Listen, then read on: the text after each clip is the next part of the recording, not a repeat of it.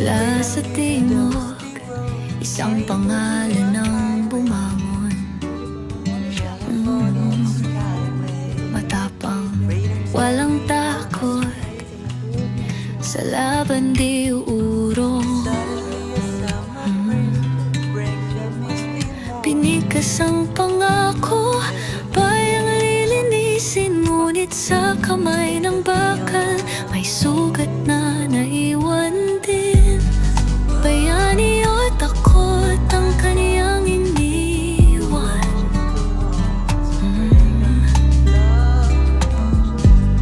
Katarungan o dahas ang kaniyang tinangan.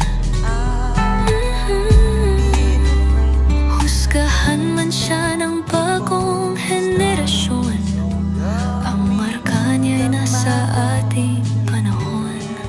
O Duterte, isang pangalan, mahal ng ilan, kinatatakutan. Sa kanyang kamay, bayan ay nagbago, ngunit sa anino may sugat na tamo.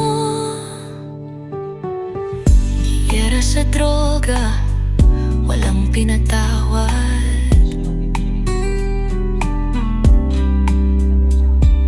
Pangakong tapusin